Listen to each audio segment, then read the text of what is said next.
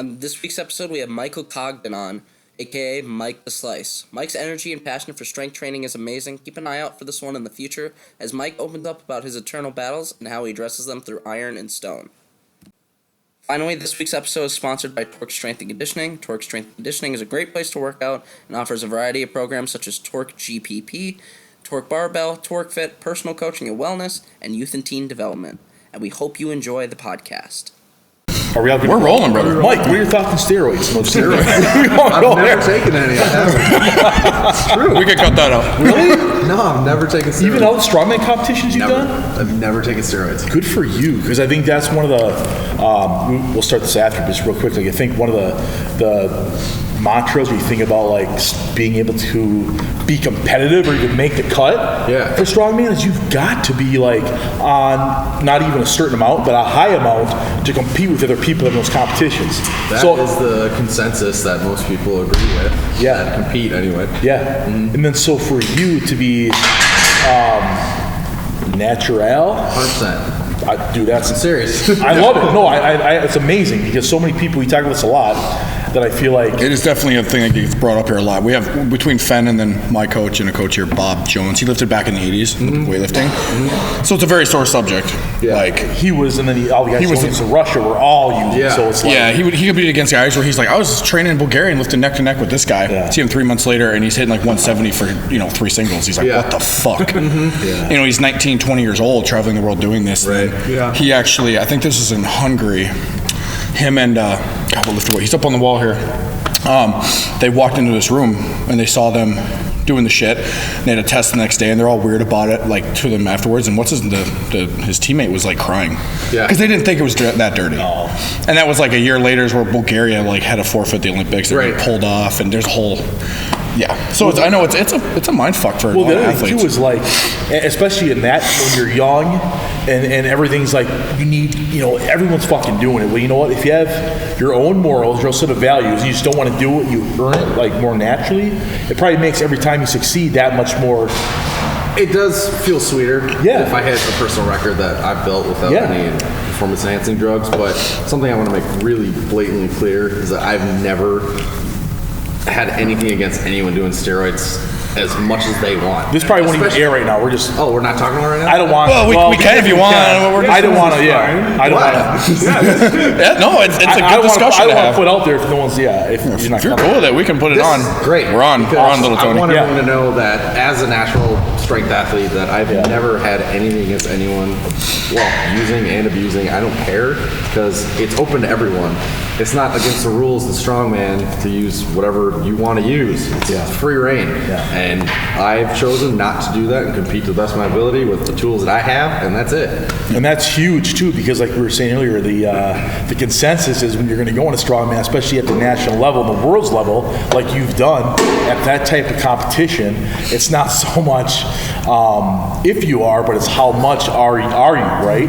To be on that level, to be consistent, because you're going against, again, the world's best. Yeah. And not saying that everyone does, but again, if it's your own decision that you don't, that's almost even more remarkable that you've been able to make it that far without, which is crazy. Yeah. And even on a normal day-to-day level, like us, like obviously when you're younger, you have different reasons that you, maybe I should or this or that, but for me it was more of just a personal pride thing that I just couldn't look in the mirror and even if I'm 30 pounds overweight, I wish I could lose some, and I was like, God, maybe if I just, it wasn't even strength-wise why you kind of considered it, but maybe I'll lean out and get a better composition. I think the aesthetics are more appealing than anything. Yeah, but maybe the aesthetics also make all of us pump up to like 30 more pounds that isn't very good looking either. I feel like for me it'd be the reverse effect. So I just never had the desire either. But when you see some people that are breaking records every other day, you're like, son of a bitch, what if I just had like a pass card, just tried it one time, but I just never had those things too. It's I don't know enough about it, but you hear about the amounts some of these guys are taking now. Like, I know Nick, we talked about, I don't know who the hell it was, but he was telling me his protocol, and I'm like, how's that guy not fucking dead? This dude Dante that I started following on Instagram was posting this morning about some of the guys' cycles back in the day. He's like, well, I never really talked about who it was then, but it's okay now, they're dead.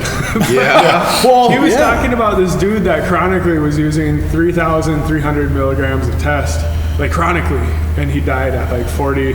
And other ones that were way up there, you know, and none of them made it past 40. Yeah. Wait, how much were they using? Like 3.3 grams, so like 3,300 milligrams on a weekly basis he said chronically, so for whatever that, 5 years, 10 years, Never whatever. stopped. You know what I mean? Then he died of like heart failure. You can pretty much predict. So for what someone who happens doesn't to the know how rest much of them. that is, how much is that?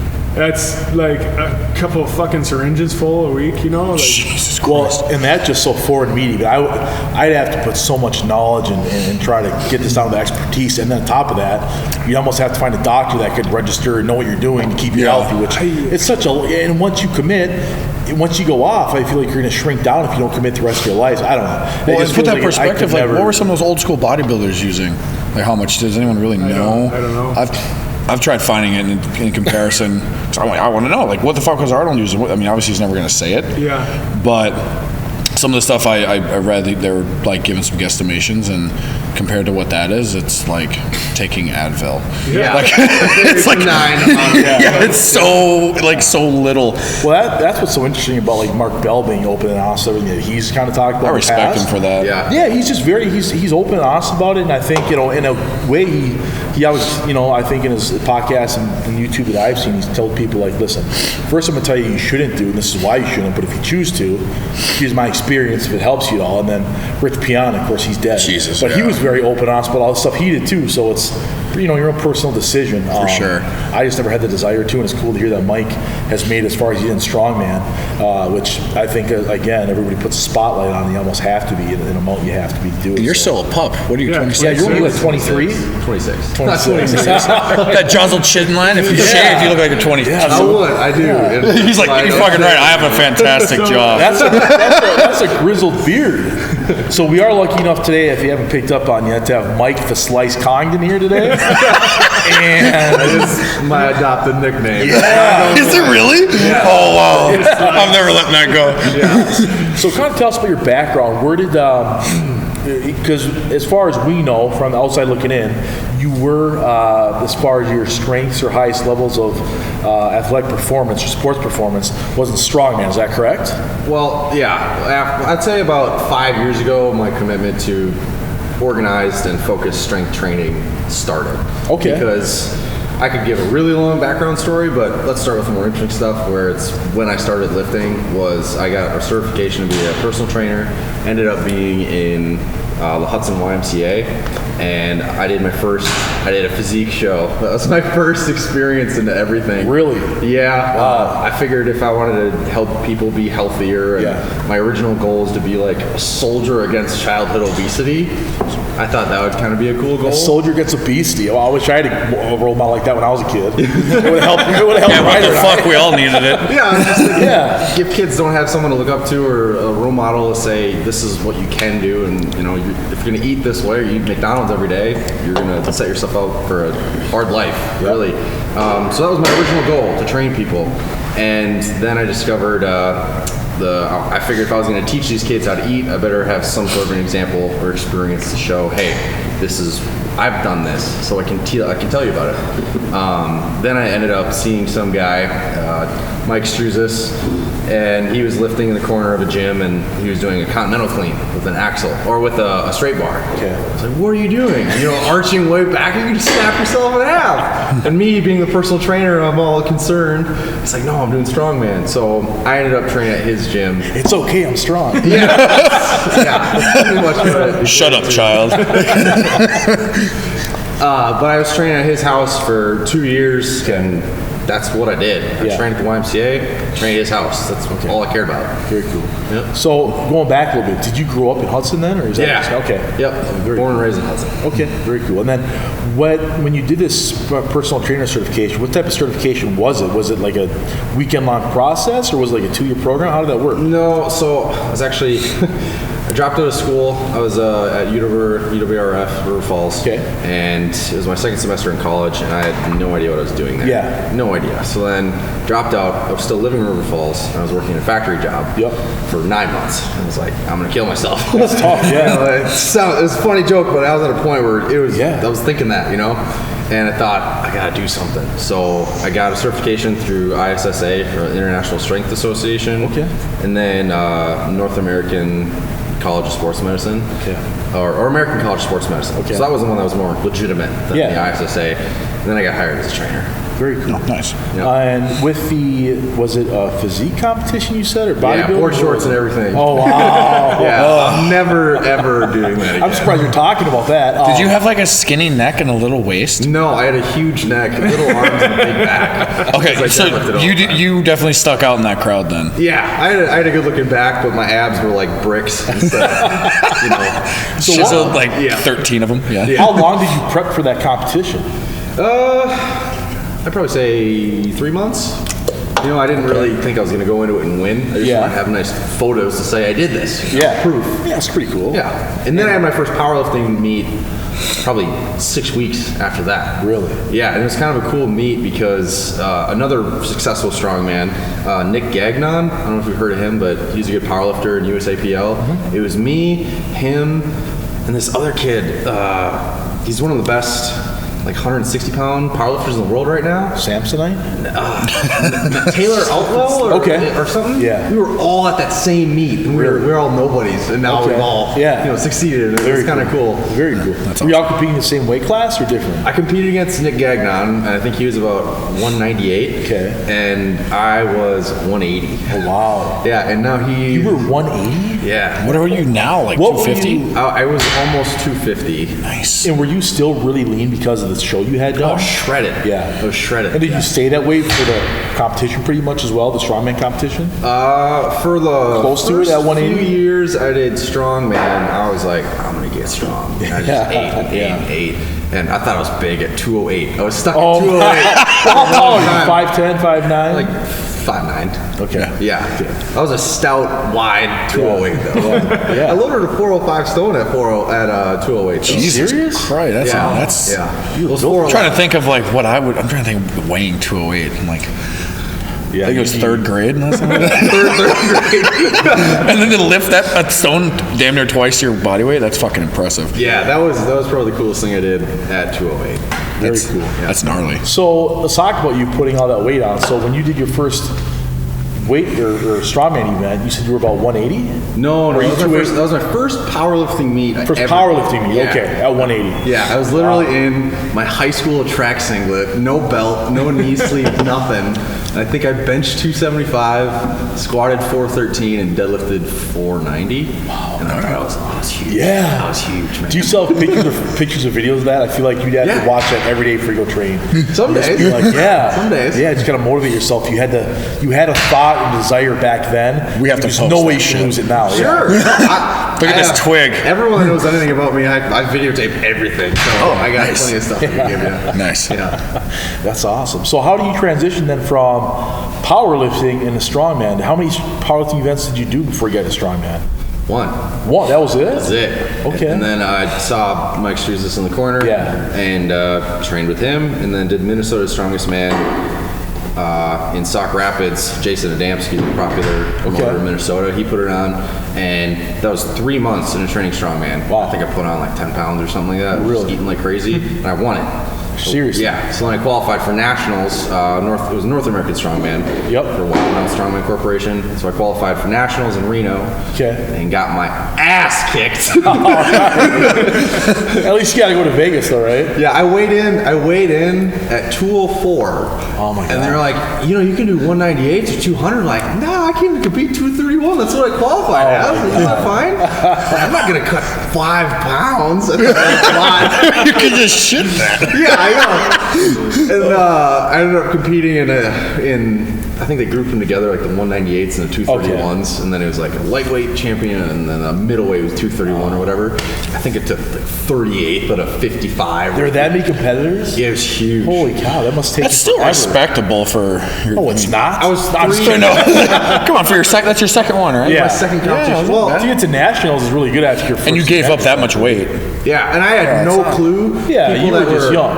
Well, cutting to 231, guys were like coming in from 255 or something. Yeah, like, yeah. I'm 204, you're strutting around. But some up, guys? Got your headband and sunglasses on. It's like that little kid who walks in the weight room and like who's a freshman when you're in high school. Like, who's this little peewee coming in? Yeah, I was by no means cocky, but I was just confident in my abilities. I'm all right. I'm trained for this. I'm ready. And everyone was crushing like the 150 dumbbell in this medley for like, I think Chase Carnes, he's a really good 220 strongman, super good presser. He got it for like 12. I got 3. Holy cow. Like, what am I doing wrong? So with that, what's the weight classes for that? Is it like 275 and 308, like a powerlifting thing, or how does it work for strongman? Depends on the federation. Okay. There's a couple of them now, and I haven't really competed in. It's been a while. Well, there's United States Strongman. That's the different divisions. newest ones. And then it used to be North American Strongman. Now it's Strongman Corporation. I haven't really done any of those shows in a couple of years. I've been doing something called IHGF, or International Highland Games Federation competitions. So you can wear a skirt? Yeah. Skirt. Francis Brebner is the promoter and the president of the IHGF. Really? And he invented this thing called Stones of Strength. Okay. So everything about the competition is related to stones. So you're throwing stones, pressing stones, carrying them, sprinting with them in between medleys, Atlas stones, and then Husfeld stones for distance. Holy cow. It's like, That sounds awesome. I want to do that. Yeah. I don't want to carry 1,000 pounds on my back anymore. Yeah. That hurts a lot.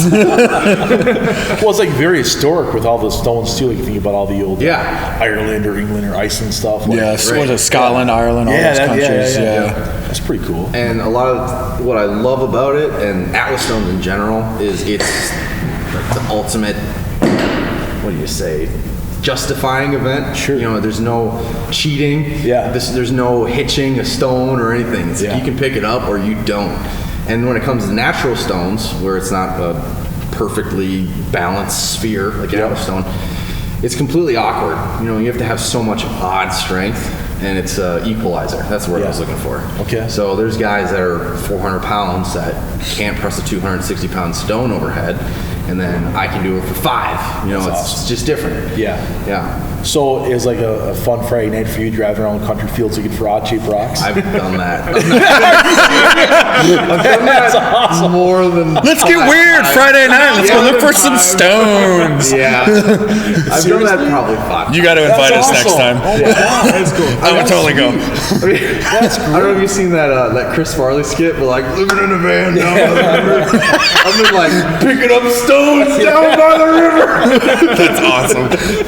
God, That's sweet. Yeah. cut off pair of jeans. Yeah. Oh, absolutely. No shirt, just like scratching my skin up. Yeah. We have to do this. Oh my God, That's the most manly thing ever. Yeah. You bring it home, you're polishing it up, put it in your storage center.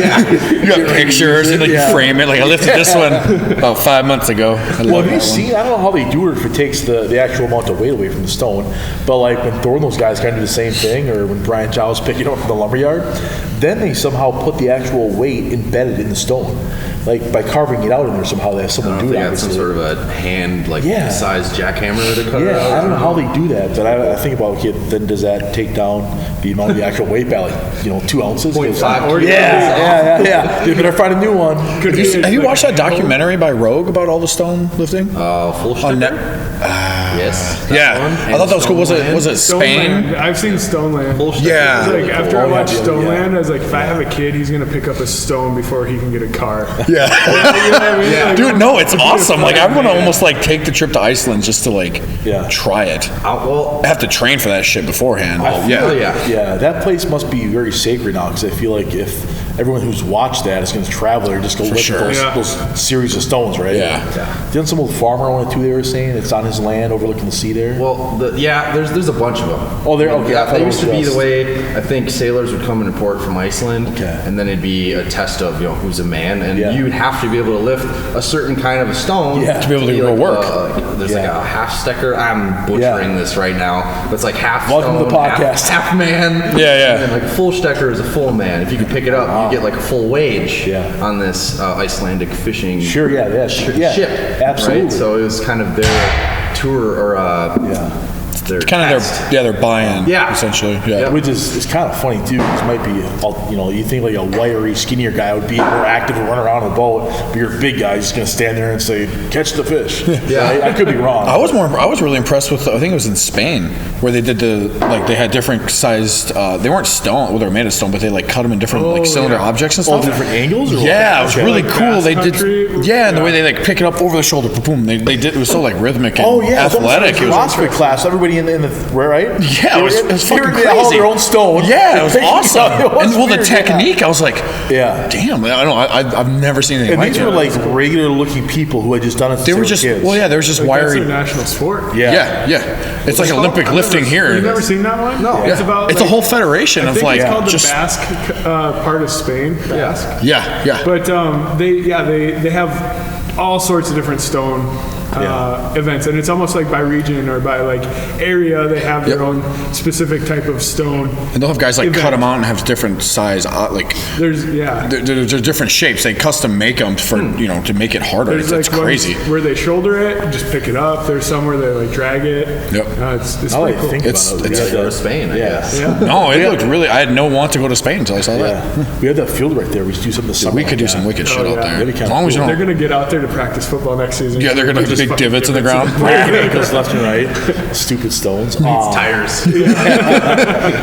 So, okay, you talked about the love for the stones, and is it IGHF? IHGF. International Highland Games Federation. And then, so you started getting to that more recently, was there? How long? A couple of years now, or?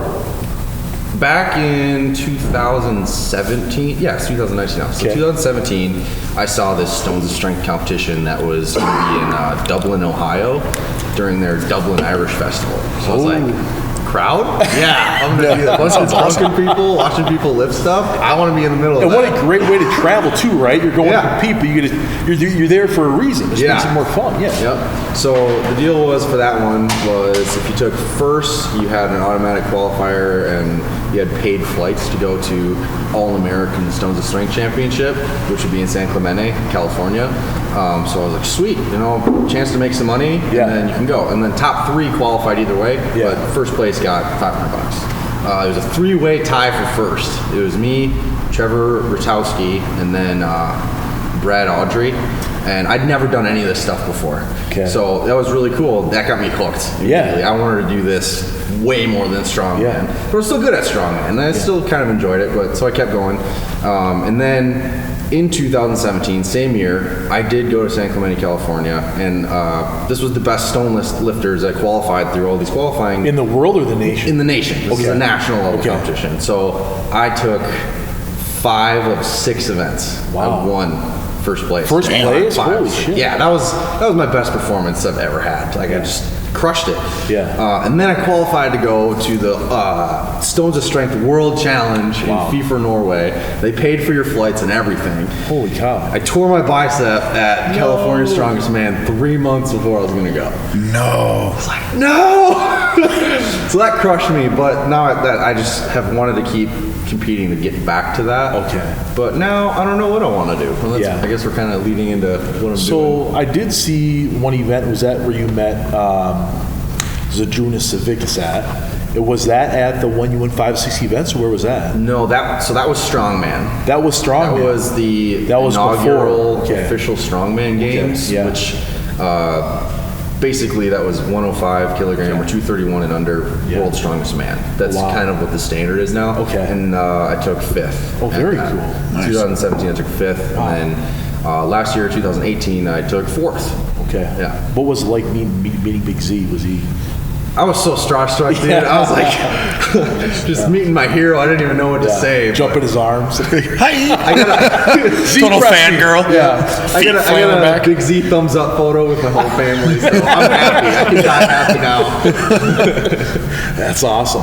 So as far as the stone strongman you're in now, talk about the technique you've probably had to master. As far as I imagine, did you maybe tear your bicep? I know it's really easy to do, even picking the stones up. Do you have to master that technique for all the events? And with that, how do you put a tacky sleeve on? Do you tacky every time you do an event? How does all that play into the sport? So I've never hurt my bicep ever doing stones, ever. So what I did, how I ended up hurting my bicep was it was an axle clean and press for California's Strongest Man. It was a 303-pound axle, and I cleaned it once, pressed it 5 times, just clean and press away, and then on my last clean, I was so tired that I couldn't, I didn't use my legs as much, I used my upper body. Yeah. And I basically did my power shrug with it at the top with my arm bent, and then that ripped 40% of my bicep tendon. So, but how I prepare for stones is I'll do anything from thumbless Swiss bar rows at a deficit, so I'm not using my thumb as a grip at all. So what's a Swiss bar row? Is that where your hands are vertical or horizontal? Vertical. Okay. It's a neutral grip. Neutral Grip from the ground, and the Swiss bar also forces you to not keep the bar close to you, so it's more stimulating a stone than a barbell would. Because I mean, if I can row 480 pounds with a barbell, doesn't really matter if a stone's going to be out in front of you more. Okay. So typically, if I could do sets with like 360 thumbless on a Swiss bar and come back into stones are a heck of a lot easier to rip off the ground. So when you say thumbless, is your hand over top? So it's kind of like a monkey grip. My thumb isn't gripping it at all. Okay. So it really builds that the wrist flexion strength. So a lot of people, the reason why they do tear their biceps is they try and think of it like a curl. Yeah. When you need to have your wrists locked like hooks, and then row with your upper back and lats instead of thinking of using your biceps at all. Gotcha. So if you pull it explosively and row it into your lap, you're not really using your biceps at all. Okay. Yep.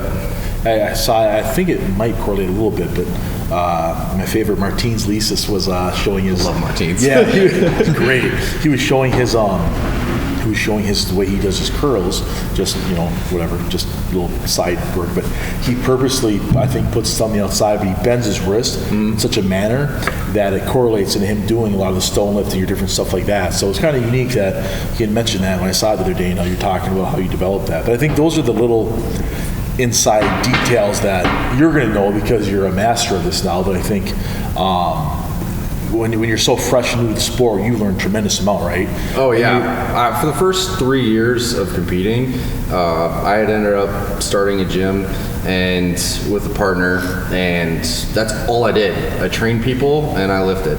I trained strongman. I wanted to be the best strongman I could possibly be. So I was kind of in like a vacuum of an experience where I had 3 years of my life to commit to getting as best as I could possibly be and not have a real job. It was awesome. Oh, absolutely. That's everyone's dream, like, right? who gets to do that? That's incredible. Yeah. So hold on, the shirt's coming off, Jess. Come back. We got some pigskin taken here, Tony, Anthony. So make sure you edit this part out. But we're trying to flex for the pigs here. Hold on. Showing your arms out. Shirt. Here we got some real action pics now. Before I lose weight, take these pictures now.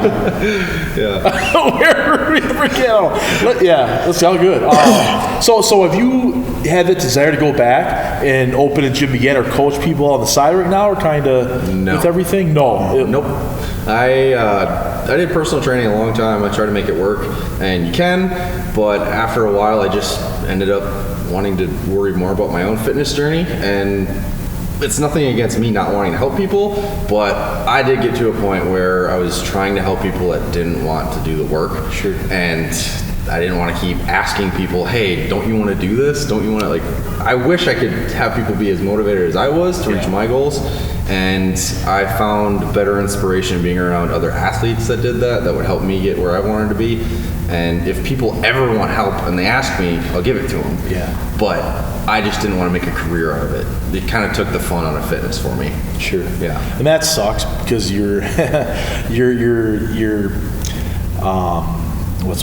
I guess your intent is to help others, but when you're not getting the same return, like we were talking yesterday a little bit, like the sacrifices or benefits you're giving, you're not getting the same back, kind of hurts the process and takes away from what your overall goal is too. So that's something me and Nick have talked about several times, is where you give everything you have into an athlete and they don't really give it back. It's a lot due, but at the same time when they don't, it sucks because you know they might get hurt or they're not getting the results, and then all of a sudden it comes back on you. Or right. it's just the whole relationship gets kind of flawed in that. And if it, like you said, if it, I don't want to say ruined it for you, but if it definitely something that affected you in a negative way, that's hard. Especially when it's supposed to be a good thing. When finances come into things, it always just gets more complicated and messy. And when let's say you're training a friend and then they don't have the money, but you're still trying to be a business professional, and then they don't pay you. Yep. Well, where does it draw the line where you want to get paid and still be a friend and be a coach? It just gets messy. For sure. So I have nothing against training people. It's just the money aspect of it and having it be a business didn't appeal to me anymore. So I still like training people. Like if I'm there and someone wants advice, I will be the first one to jump up and give advice. But I don't want to feel obligated. Like this is my livelihood. I need you to pay me. I don't like that. Dude, it sucks. It's hard. It's a fine line to toe. And, it is. Yeah. I've been through that same thing with friends, and also wanting to run a successful business, and taking on clients is an emotional endeavor, no matter what, and it does take a lot out of you, And then you put in there the finances behind it, student loans, whatever else you had. They got you to that point to be able to coach those people. It is. I totally understand what you're saying. It can be a very, very stressful thing. And I think one of the good things that we've talked before, Tyler, is that you've kind of been able to do is try and leverage that conversation when someone comes in for the first time to possibly join the gym or work with you as a personal trainer. Is I think you talked about leveraging the conversation as in, well, I know you want to come here, but I'm full. Why should I let you come in here? What are you going to bring to the table? Oh yeah, that's something. If as a strength and conditioning coach for over 10 years now, we're not a private gym where I can choose who I let in, but there is kind of a way I like to filter out the shit. Yeah. Which is like I've had people come in like they want to know the prices, this, that, and the other. I'm like, well, that's on the website. Why are you here? Like, you tell me why you want to come into my gym. Yeah. Like, what? Like, it's about you. It's not about me and what I offer. Why do you want to come in? Mm-hmm. And really quick, all of a sudden they kind of open up to you. And if it's I want to help you. Let's find what the iron can do for you. But I've had people who walk into a meeting 10 minutes late smoking a cigarette. Yeah. And then the guy's only worried about the price. And I just blame him like, no, man, this ain't fucking for you. Bye. Yeah. You're cultivating your culture of what the gym's going to be. Yeah. And you are the captain of that ship. Yeah. You get to pick who's going to be on board, And some people that aren't on the same wavelength, it's going to fuck it up. Yeah. No, it is. A negative attitude can crush a gym. Destroy it. Yes. And then it's hard to get rid of. So it is. It's once it spreads like a fucking cancer. Yeah. It's smart to do what you're doing. Yeah. Well, and then for you, it's good that you, like you said, even though you take the money away from it, now it's fun again. Right. Right. We talked something about that last night with about a top end football coach. Yeah. Mm-hmm. He went down from D1, big school, down to high school, and he's like, it's fun again. Yeah. So sometimes that's what needs to be done. I think you appreciate the small things, like for you going back and now focusing yourself.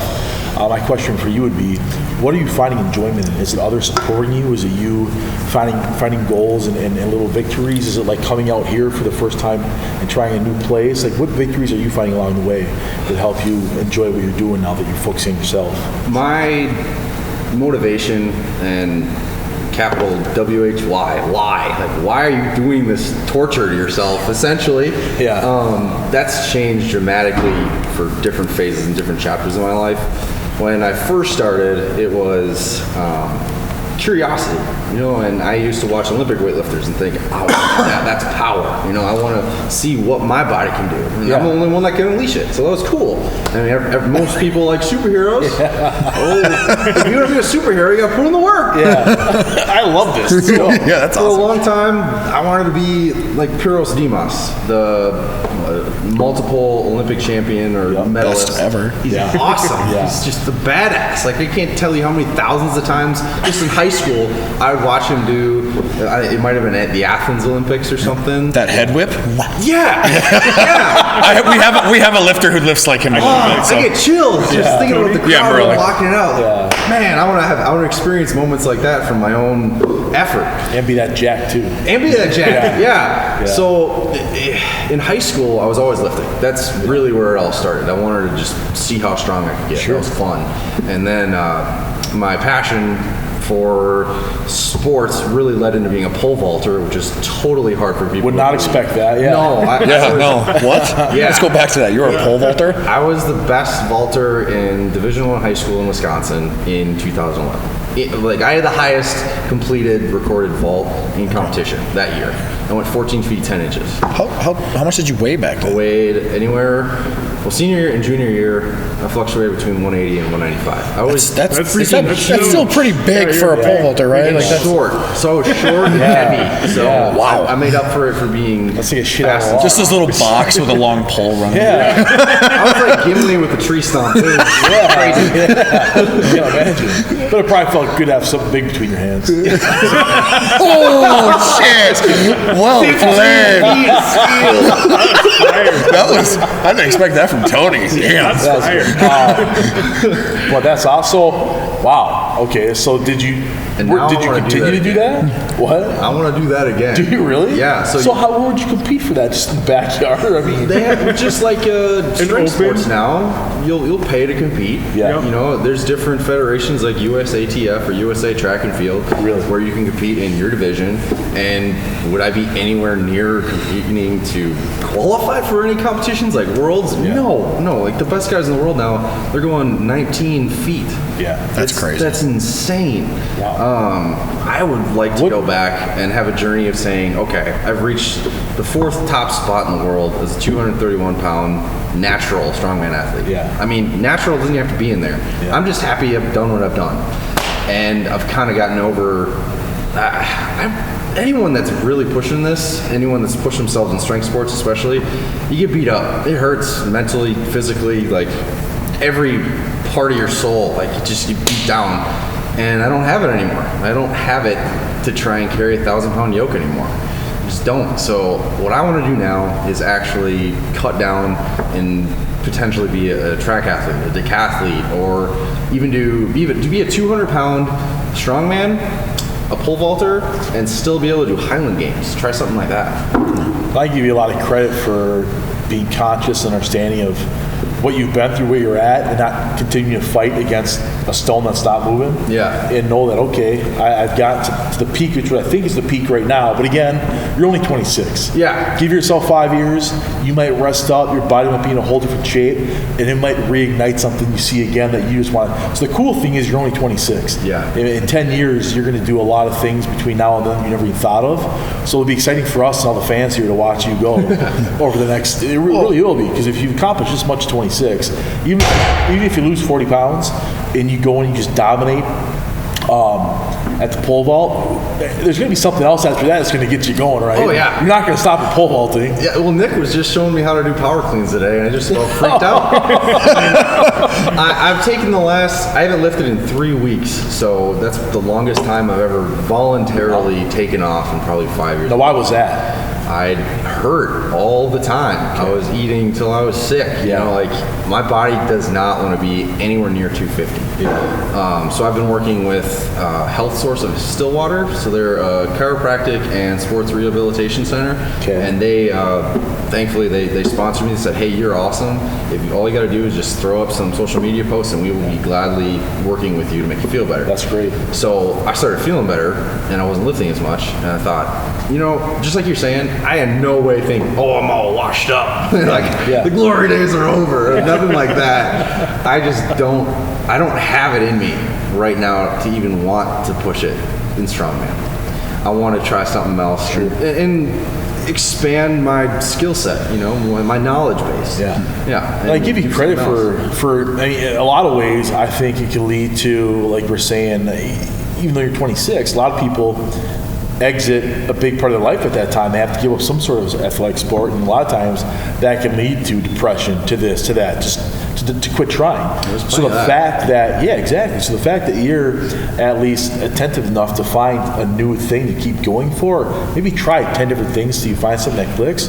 It says a lot to who you are too, the persistence. Like even, I give you a lot of credit for trying the Olympic movements with Nick today. Maybe it's something you're gonna like to do after you break the new pole vault record in Wisconsin. Who knows? Or the world, whatever it is. Is there like weight divisions for that too? No, that's man, I could talk about strongman forever. forever, but I'm kind of at a point where we started this, I don't know if we'll include it, but we were talking about performance enhancing drugs. I've never done any, and I have no problem with anyone else doing them.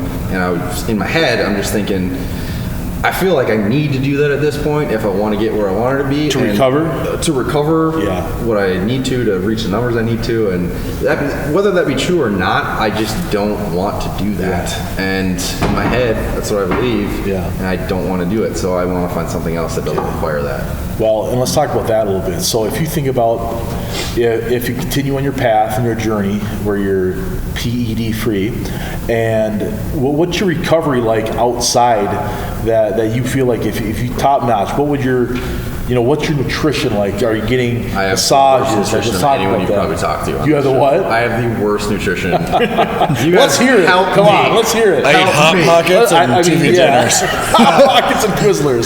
Sure. I don't have a diet. I don't have any, Okay. Hey, there's a donut. Sure, yeah. And right now, I kind of want to be more conscientious of just eating less sugar. Okay. There's sugar in everything. I think that's a real simple concept. Yeah. I like concepts of going towards a goal instead of hard rules. Yeah. Because I feel like it's more attainable. Like if you're going to go up to someone and say, you cannot ever eat a donut again, versus, don't eat as many donuts. And maybe they'll be like, I'll have one donut a week instead of a box. That's a simple thing. Yeah, it's the concept. Baby steps. Donuts. More happiness. Yeah. So have you, what are your thoughts on like stand efforting right now has been really successful? The vertical diet. Yeah. What's your thoughts on that? I guess could you follow that? I guess I could say if there was, I don't know exactly what it is, but primarily it's white rice, beef, and then carrots is your lots of water.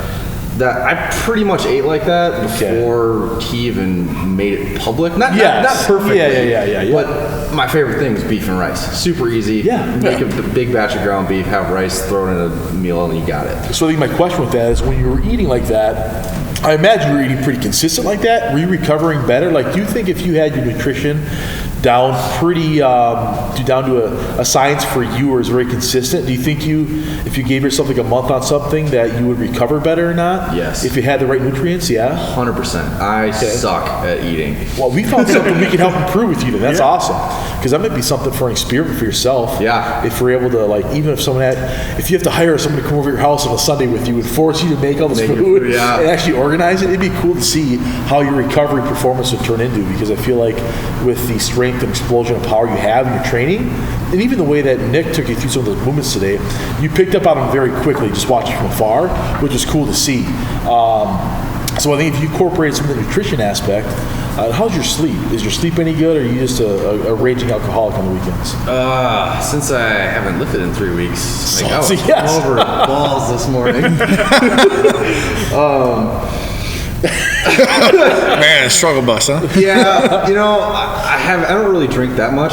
Well, the last 3 weeks I had a little bit more, just kind of letting loose, trying to figure out where I do want to go. Yeah. But my sleep isn't as good as it could be, for sure. I did a sleep study, and they said they didn't have enough information to say that I had sleep apnea, where they would, have insurance get me a CPAP machine, where I totally need one. Yeah. But now I've lost about 10 or 12 pounds since I last competed, and my sleep has improved. Good for you, okay. Yeah, so I think my biggest driving force behind maybe not having the heart or the fire to do strongman anymore, or especially not to the level or the same weights that I have, I just want to feel better. I want to enjoy life instead of commit so much of my lifestyle to that goal, which honestly, if you're not getting the self-fulfillment out of putting that much into it, what else are you getting on a strongman? That's all you got. Yeah. You don't get paid. I don't have some big sponsor. It's only your self-fulfillment. That's it. Yeah. Yeah. I think that's something that happens to a lot of strength athletes, where it happened to me. I think it happens to all of us, where we give so much, and then all of a sudden you're like, well, I can't wake up in the morning without pain. Yeah. Where's the reward? Yeah. But like you said, all of a sudden you might pull back and all of a sudden just enjoy training as a process again. Mm-hmm. That's a magical place where things can happen. Yeah. Where you just don't have to worry about competition. You don't have to worry about anything. You just worry about, hey, I'm just going to get better today. Mm-hmm. So, and have fun again. I think that's fun the biggest thing. thing. Fun would be good again. Yeah. I've been so intense for so long. It's just draining. Oh, yeah. Like I have people ask me all the time, why don't you compete? Because I'm like, I'm 30 years old. I've been played football until I was like 26, and then did Olympic weightlifting. I'm competed out. And then there is a point where you finally like, I don't fucking want to. Right. Like it's just the anxiety of even thinking about it. Yeah. Just no, it's not fun anymore. No. And I've talked about this a little bit too. Like I think your goals change, and like we said, what you would classify as enjoyment in the weight room, because it is work no matter what you do. So if you want to put a label of fun on that, it's like, what does the fun come down to for you? For me these days, the fun comes to when I know I'm driving here on a Saturday morning, kind of just chuckling, just waiting to walk in and see what crazy shit Fenn's going to do today. just knowing like he's he's going to have a heart attack or he's going to hit a PR. You don't know what's going to happen. Yeah, his nose bled for like every time he lifted for like 3 months. He's got dry hair. Bob's like, dry hair, yeah. Got a good blood pressure tan going there. Yeah, and Bob's over there doing like, he's pushing weight above his head. And it's just the environment and the culture that we've been looking to create, for me, has created a lot of fun to come in. We get a lot of work done, but it creates when you've built a culture with good people that come in with the same ego at the door, like just throw some weight on and have fun. That's the thing too. Like I haven't had this much fun training since college football. Oh yeah, that was a blast. And all of a sudden you get power lifters, Olympic weightlifters, strongman. You know, fucking 40-year-old in the corner just here doing some shit. Like it doesn't matter. Yeah. Like and then you get Fenn, you get Bob just walking around telling stories the whole time. Bob, I gotta do this fucking set, so can you just spot me and quit talking?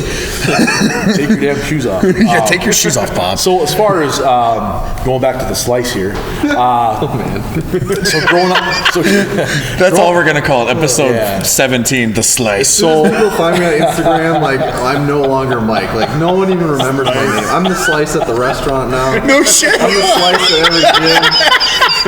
My boss is like, the slice. There's some people. Oh god. They get animated too and like draw their hand down. Oh, that's awesome. I like it, but it's not like, it's just kind of Where did it come from? Yeah, what's the story? Question. He's like, shit. That's Okay. All right. Here's the short, quick, and dirty one.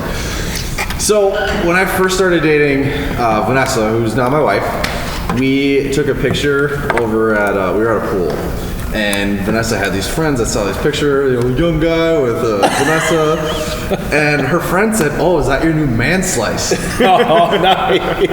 And me, I'm like, man slice, it's just like your man, I thought it was an endearing thing. I go on Urban Dictionary, it's like fuck boy that you see on the weekend.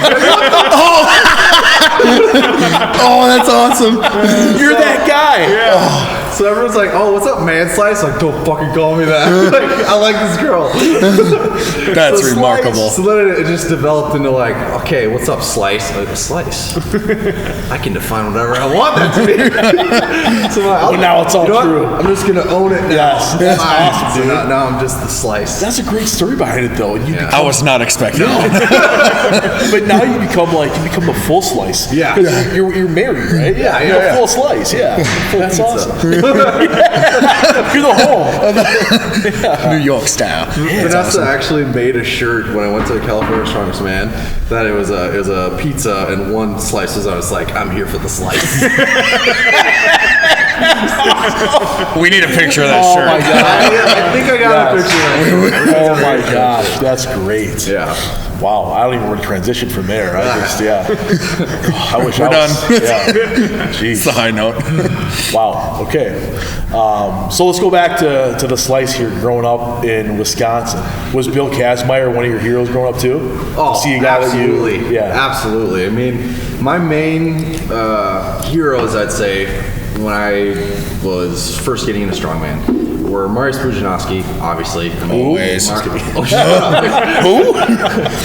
Just the dominator. Yeah. For his look and his intensity. Oh yeah, his I loved aesthetics were just completely different. Yeah. Like, no one looked like the Juggernaut in real life. And his intensity too. I always talk shit because he was so short, though. Yeah. I don't know how he'd be But that. he was still a badass. In person, would he be that short? He looked short because he's standing over 6'8". Yeah. But I always wanted him to lose, Yeah. though, because I'm like, God, he's just so fucking Yeah, good. you have to be good at everything. Yeah.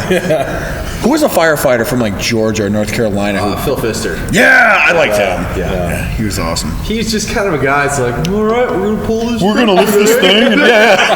What next Virginia fireman is the world's strongest man. Okay? Yeah. And he did. Yeah. Let's ham and egg it. Yeah. So going back, you were saying, Bill Kazmaier, Yep. just a beast in every form. I mean, didn't he play Badger football too?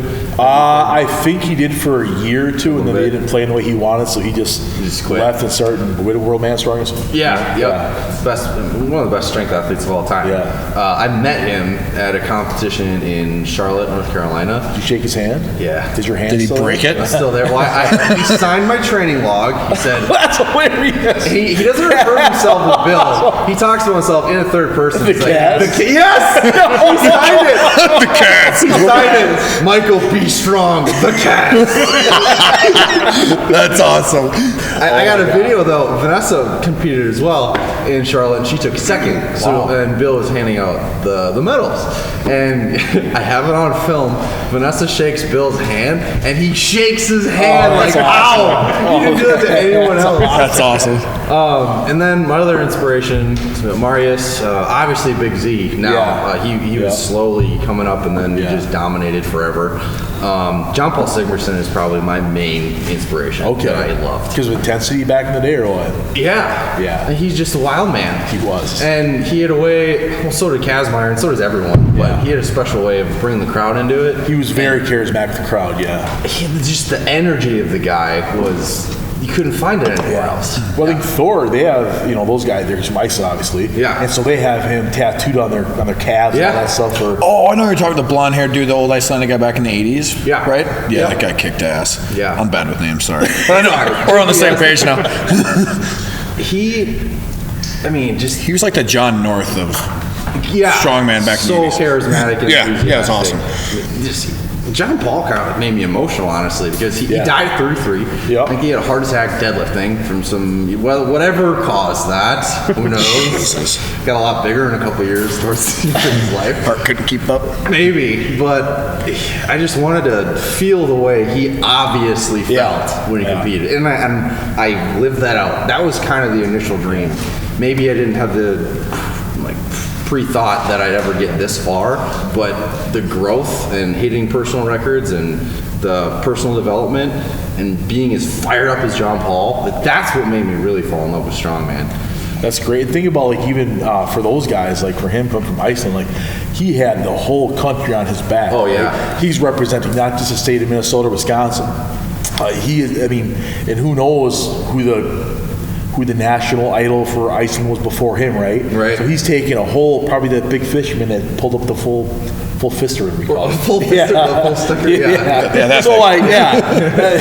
So this guy, think about the pressure he had on himself, the pride he took in it, probably where all of his emotion came from. That's pretty cool. So much pride. I'm the strongest. I'm the Viking. Yes, I love it. He got to say that, and it meant exactly what he meant. Everyone's like, that motherfucker's right. Yeah.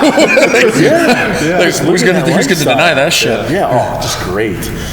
So let's talk a little bit what we have going on recently with you guys. What's new with you this week, Mike? Well, I'm back in school after 7 years away. Really? Yeah. So I'm a full-time college student at Century College for additive and digital manufacturing. Very cool. So a lot of what that is in a nutshell is I'll learn how to use all these different modalities, meaning like a CNC router machine, 3D printers, laser printers, vinyl cutters, all these different tools to prototype and design through computer-aided design programs, all these different things.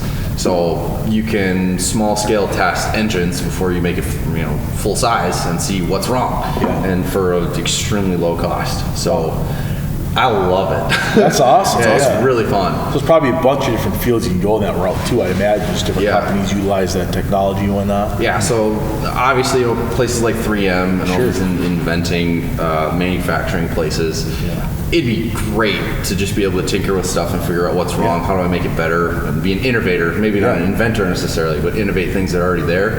And a lot of what inspired me to go back, other than Vanessa being like, if you're gonna do this, you should do this now. I thought it'd be cool there's even ways now to 3D print, like bio 3D print, like organs. You can 3D print hearts and all crazy science fiction kind of stuff. Yeah, and I don't know if I want to do that, but just having the possibility of having a base of knowledge to branch out into something that radical would be awesome. Absolutely. Like if someone's ticker's going down, and you're like, well, let me just print this up for you. Give it a There you go, bro. I don't know if that's even real. What size do you need? But that's where the technology's going. Yeah, absolutely. And it's never going to stop advancing. And just like with lifting, it's never a point where you've mastered everything. And this field, it's always developing as well. Yeah. So it's constant learning. Maybe you can combine the two and like offer new hearts to all these powerlifters who die early, and offer a self-lifting barbell. Sure. So like we can make cool Instagram videos, but not actually lifting. Right? Oh, by the way, how do you overcome? I mean, so it was a Stillwater clinic where you've been through a lot of injuries recently, right? And how do you get through? And let's talk about this. What injuries have you had that were major, and how long did they take you to recover from? And what are some of your favorite recovery methods? I've tried a lot, and I've been pretty lucky where people like to work with strongman athletes, number one, because it's so extreme and it's so unique and odd and a different challenge. So a lot of fitness professionals and medical professionals just want to help you out. Yeah. So maybe I don't have the money, but they're like, hey, you want to test this thing? Then get in this machine. Sure. All right. So some big injuries I had were, I mentioned I tore 40% of my distal bicep tendon on my left side. Never had surgery on it. Did it roll up or anything? Nope. No, It didn't okay. even bruise, but Wow. we had ultrasounds on it. And I could Did it really barely- tear? Yeah. Was that Instagram? No. It really happened? Okay. No, but you could see it was just like a rope that had been cut, frayed, Oh, wow. And he said 40%. Okay, am I ever going to pick up a stone again? Because they wouldn't operate on me. Like, just cut it, like redo it. And why wouldn't they? They said since my arm, it was still functioning, it was just weak. They said over time, your tendon would scar up and attach enough and strengthen on its own where it'd still be functional to live. Like, we don't know if you'll ever be able to get back where you are. Yeah. So that was terrifying. Coming back from that was a mind fuck and a half. Like, oh my God. First time I tried to pick up a 240 stone, I almost puked. Just thinking about it. Yeah. And then I went on to lapped 200 kilogram 22-inch Atlas stones now, so it's okay. All right. I just rehabbed that on my own. Just myofascial release and stretching and lots of reps. A lot of eccentric reps too to build that tendon strength. Yeah. Another injury I had was self-induced. There was this natural stone at Primal Strength, that old gym that I started with a partner, and someone told me I'd never load it. We even named it Big Dave after Dave Oslin, because he came in and loaded it one day, and we were like, all right, that's Big Dave. Like, no one's loading that stone. Like, I'm going to load it. And some people are like, no, you're not. So it took me 2 years. I failed that thing for 2 years. It was 441 pounds on natural stone, and I did it. And by loading it, does that mean stone to shoulder or stone to like bury? I got it on my lap, and I loaded. It was like 48 inches. Okay. I didn't want to load any higher than that. Okay. And it was just me and Vanessa training at like midnight because and I had to get this thing. Yeah. And I did it. And I freaked out so much. I was just berserker freaking out. And the video cuts off right before I punched the sheetrock with the stud behind it. My hand, my metacarpal just shattered. So I got a plate and 6 screws in there, and that was terrible too. So I got a bum left arm. That actually happened after my hand broke. And then I had my right hand, which I couldn't even break an egg squeezing it for months. You're just testing it out every morning. Yeah. Then Make it some eggs. damn it, break The egg one. Throw it at the one. Then the first day I came back to train farmers, well, maybe not the first day, maybe the second day, I did 330 pounds of hand for like 50 feet, which was really heavy for my hand. I was worried that my bone was just going to separate, but at this point it was just, can the soft tissue, am I strong enough? Because they said your bone's fine. Yeah. It's just a matter of pushing yourself. Do you have the grip anymore? Yeah. So I was pushing it, still worried that my hand was or my bone was going to separate. And I finished it, and I was just flicking off this things like, I'm coming back, it was so hard to get over the fact that I had just had my niece, Corbell. She was just born. And I was thinking, am I ever going to be able to pick her up again? Like, did I get nerve damage, Yeah. And now I've got pretty good grip, so I'm all right. The slice has been built back together. He's a whole pie again. That's awesome. So what about your have you thought beyond the pole vaulting? Yeah. Are there any long-term, short-term goals you really want to hit beside that? Damn. Thank you. I want to be able to pole vault again for sure. Okay. And since it's not so weight based, Yeah. I think I want to try Highland Games and just say I want to do this for fun. You know, learn the events, and maybe you're right. Maybe I will decide I want to get super big and throw really heavy weights a lot. Yeah. You know. Have you thought about getting all cut up again and doing another physique show? Hell no. All right. Never. My boy. I'll be cut up and go to the beach. I don't need to stand in front of people and pose and fake smile. No thanks. I think we're going to go do that. You need to go all the way with just bodybuilding. Yeah. Let's have some thick necks. Banana please. hammock. Fuck yes. Let her hang. I just don't want to be big anymore. I don't like eating that much. It's just not fun. That's where I'm at right now. Okay. Yeah. We get to check in with you in like a couple Don't years, take see lessons where from you're this guy, Nick. We talk shit to Nick. So Don't listen to him. Don't listen to him. You eat. Well, if you've never done it and push yourself to get as big as you want or ever have, I mean, I think everyone should try it that has any drive to do it, because you got to see what your limit is. Oh, it's Yeah, insane. it's just like anything. You know? Yeah, for sure. Yeah, Test yourself. my biggest, I was like, I'm 275, 280 right now. My biggest was like 305 in college. It was ridiculous. Dude, I got up to 327 one summer. Whoa. Yeah. Going into my junior year, I felt Yeah. like shit. All the time. Dude, by the end of camp though, I was all the way down to like 310, Oh, and you then by the end of lose the quick, season, yeah. I was down to like 295. I'm like, I feel good. But at that time, you come in away, and I feel like the Michelin Man. Oh my You just god, I walk felt so in there, fluffy oh, from all the man. salt and everything I was Yeah. eating. Just I want that fucking scale to be big, and then I'm like, it's But it's terrible. funny though, because I've been at like the same weight now for like, you get down to like 15, 20 naturally. Yeah. I'm like, shit, I'm still need to lose about 30, 40 more. It's amazing what lifting does. After I had Yeah. a motorcycle accident. I couldn't squat, I couldn't do shit. I had total shattered scaphoid and dislocation of the wrist. I have a plate and screw in here. And again, they're like, you'll never do lifting again. I'm like, motherfucker, you don't know what you're talking about. Yeah. But anyways, I went down to like 252. So I couldn't squat. I couldn't do anything. Then I gained 17 pounds in 3 weeks. Once I could squat again, because I was like, oh, I'm hungry again. I had to like force feed myself before to keep the weight on. So yeah, it is crazy how much training obviously affects all that as well, which dumb. Absolutely. But yeah. So maybe we'll see you in strongman again. Maybe we'll see you with some heavyweights again. But for now, you're rolling things back. It sounds like you're trying to find some more as physically hurting as you are. It almost sounds like you got some mental healing going on up in there too. Yeah. Where you need to just kind of just take it, like taking 3 weeks off. Even today, you had quite a bit of weight on there for your 2-rep deadlift, and you were looking around. You wanted to go up in weight, but then you thought about it, took a deep breath. Yeah, what'd you pull? I'm going to stop here.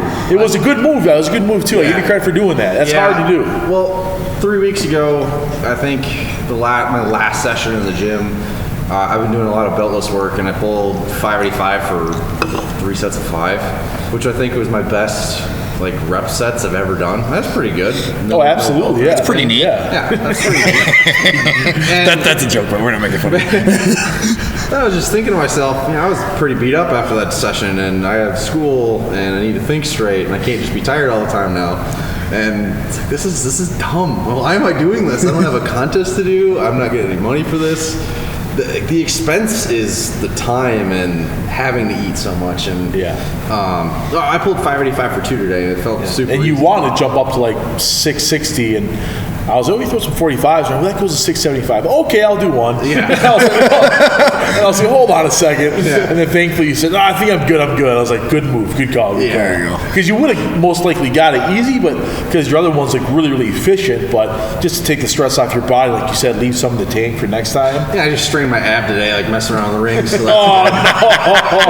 That's hard though, man. It's hard to all of a sudden just you go aside, just leave one set on the table. Yeah. It's really hard to do. It is. I think once you do that though, then all of a sudden you have a little more the next week. The next week you don't drain your system so much. Right.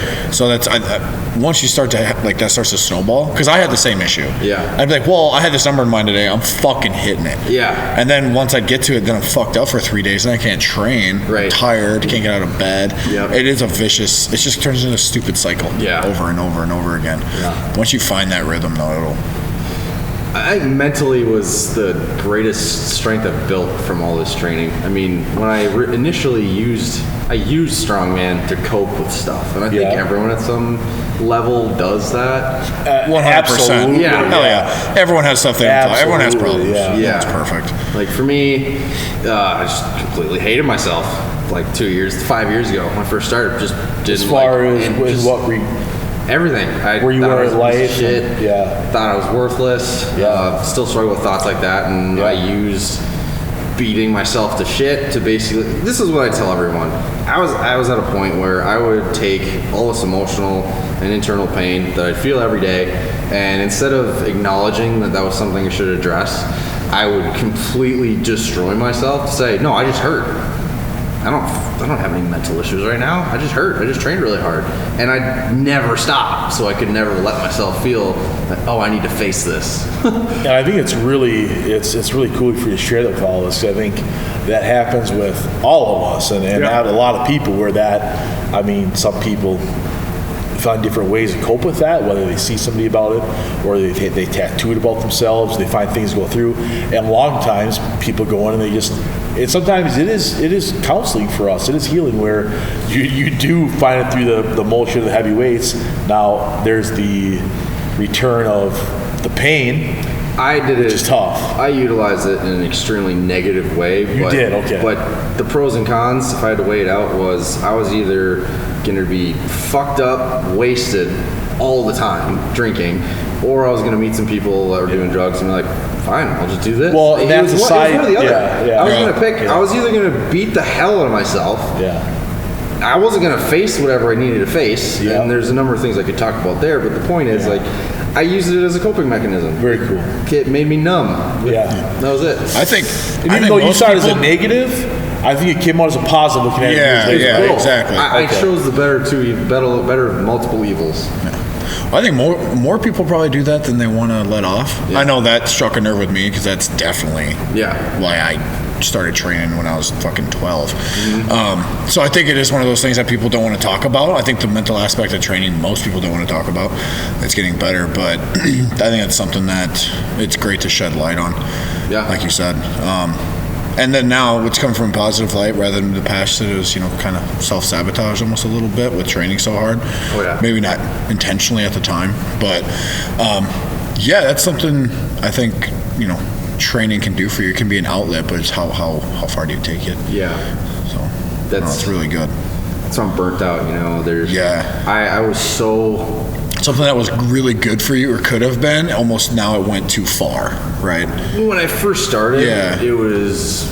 I needed that. I mean, so I had a friend who was closer to me than any other person on the planet, and we grew up from being little kids all through school, and he was spending more time with my parents at our cabin. We went fishing. He basically lived at our house, and he had a rough time growing up. I don't need to give his name, but he died when he was 21, 22, and I hadn't really been in contact with him for years because he grew apart. He had these other friends that were they were all in that rave crowd and all about I don't know what they're into, but he ended up dying, bad mix of drugs, and that fucked me up. Yeah. And I didn't want to face it anymore. Yep. And then my grandma died, and then before all that, my girlfriend broke up with me, and I had no direction. I was just, what do I do? Yeah. And I thought, I'm just gonna prove to myself that no matter how much I hurt, I can keep getting stronger, and it wasn't about anyone else. And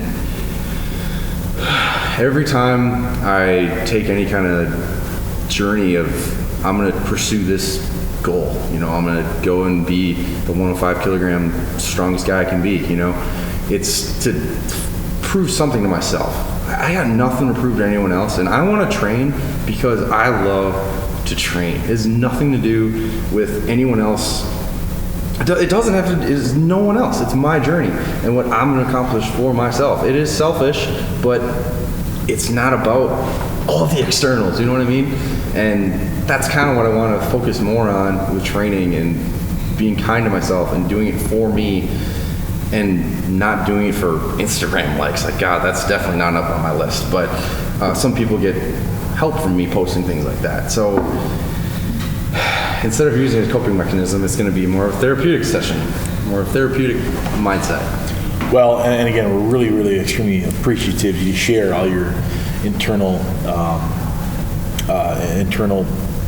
battles. Stress. Going through stress. No one talks about it. No, that's why I really appreciate it. Everyone's such a macho man, and they don't want to say like, hey, I hurt a lot, And I think you being brave enough and courageous enough to open yourself up with this right now is obviously very emotional, and I think it's very therapeutic for you to share with other big burly men in a room, right? Because we've all been through it. We may not share it like you just did, but I guarantee you, maybe this podcast ends, we can talk about stuff like that all together. So I really, really think that you opening up like this is great for everyone listening, because everybody can benefit through what you've been through, because we all can relate to different circumstances in our lives. Sorry, Nick, you had something to say? I was just saying that you're not alone.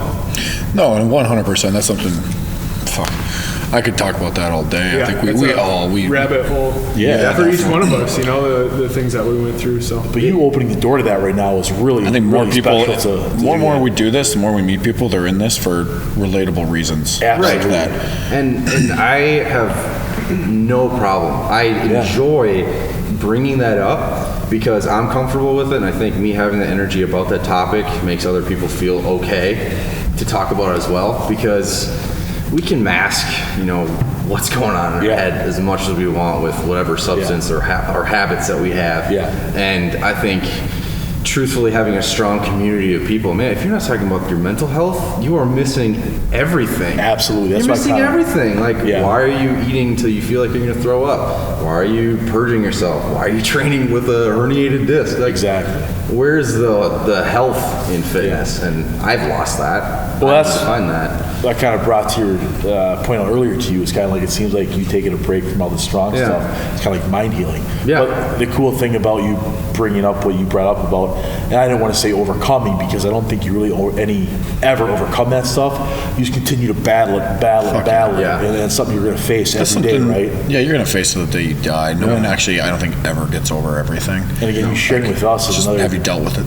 The therapeutic thing that we all can relate to. It's not going to be the exact situation. We have things that are similar, or our own struggles and this and that, but it definitely helps. And then honestly, on the other side of that, though, there's a lot of positives that can drive people too once in a while. It's not always the battles we go through. There's a lot of positives you can find that sometimes motivate you too. So there's two sides of that as well. Even the Instagram thing, like you said, people are on there for different reasons, but a lot of times you're sharing valuable content. Right. People can learn from that. People can grow from that. Well, and that's something we don't, like we said, we don't talk about enough, but we mentioned this before, is like, as a coach, it's cool. Oh, you got a PR, that's awesome. Yay. Well, now it's not good enough. You need another PR, right? I think it's way more important what the iron can do for someone mentally than physically. Yeah. 100%. No matter what the battle may be internally, like, that's what it's about. Like, that's why we coach. And that's why we train. We don't fucking damn well that's what it is. Yeah. Someone who's really happy and life is perfect, I haven't really ever met anyone like that, but you know what? I don't think that's the way the world is. So I really think you can take the lessons of what the barbell, sandbag, fucking Pilates, whatever it is, if it can help you in some way, then that's what it's about. I mean, you learn a lot through suffering of some sort. Whether it be you have someone die or you're training through a hard session, whatever it is. You build character, you build mental strength through that, and you don't have to have, you learn from yourself. You don't have to have someone tell you anything like that. Absolutely. And with that, you shouldn't be PRing every single week. No. You should have those humbling. Can't all be Larry Wheels. Well, you could if you wanted to. We could. There'd be some, whatever. So if this has been thank you so much for joining us. This has been very awesome, insightful. Seriously. We'd love to have you on again and talk about some topics. Do some topics next time. Find something out that is passionate to you. We can kind of maybe see where you're at in the future. But for right now, how can people find you? What's your link on Instagram? My title name is Mike the Slice Congdon. Nice. Or just Michael Congdon on Instagram. I got Facebook, Mike Congdon, and that's pretty much all. I don't have a whole bunch of other tags. That's it. Okay. I don't have any Twitter or whatever. Right. So we got there. Okay, real quick with Nick. What do you got going on this week? What's new with you? I did log press for the first time this week. Nice. You did log press? Log press, yeah. It was pretty cool. Nice. What was your experience of that? It actually felt better than a barbell. It felt a hell of a lot better than a barbell. With a neutral grip? I liked it, I liked it a lot more than the barbell. Probably easier on your shoulders. So, it was, I liked it. Nice. Tyler? Tyler.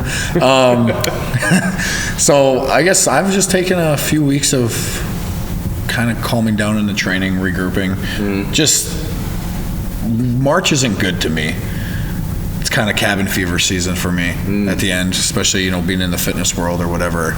Summer or winter kicks my ass mentally. So it's one of those things. Actually, a year ago, March hit, and one of my lifters, she's a really dear friend, I've coached her for like over 5 years now. And she's like, "Oh, March is here." And I'm like, "What?" She's like, "I can tell you're pissy and moody as hell." I'm like, "What?" So I've kind of tried to actually be aware of it this year around and not lift as heavy and be that much strenuous. So just like 3 weeks, just light. I meant to go out of town, but that all fell to shit. But yeah, I know me and we're all heading out to Green Bay to coach Appleton.